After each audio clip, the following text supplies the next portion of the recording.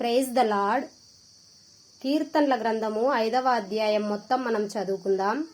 యెహోవా, నా మాటలు చెవినబెట్టుము, నా ధ్యానము మీద లక్ష్యముంచుము. నా రాజా, నా దేవా, నా ఆర్తధ్వని ఆలకించుము. నిన్నే ప్రార్థించుచున్నాను. యెహోవా, ఉదయమున నా కంఠస్వరము నీకు వినబడును. ఉదయమున నా ప్రార్థన నీ సన్నిధిని సిద్ధము చేసి కాచియుందును.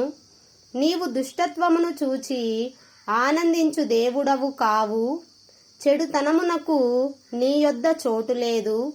డాంబికులు నీ సన్నిధిని నిలువలేరు.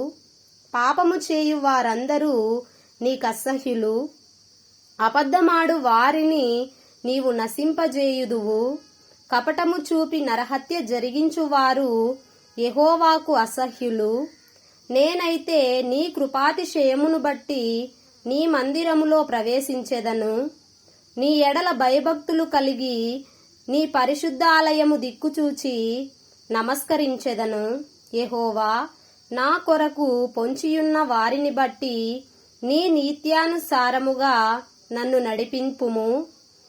నీ మార్గమును నాకు స్పష్టముగా కనపరచుము. వారి నోట యథార్థత లేదు. వారి అంతరంగము నాశనకరమైన గుంట. వారి కంఠము తెరిచిన సమాధి. వారు నాలుకతో ఇచ్చకములాడుదురు. దేవా, వారు నీ మీద తిరగబడి ఉన్నారు. వారిని అపరాధులుగా తీర్చుము. వారు తమ ఆలోచనలలో చిక్కబడి కూలుదురుగాక. వారు చేసిన అనేక దోషములను బట్టి వారిని వెలివేయుము. నిన్ను ఆశ్రయించు వారందరూ సంతోషించుదురు. నీవే వారిని కాపాడుదువు గనక వారు నిత్యము ఆనందధ్వని చేయుదురు. యెహోవా, నీతిమంతులను ఆశీర్వదించు వాడవు నీవే.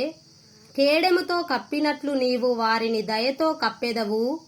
కావున నీ నామమును ప్రేమించువారు నిన్ను గూర్చి ఉల్లసింతురు. ఆమేన్.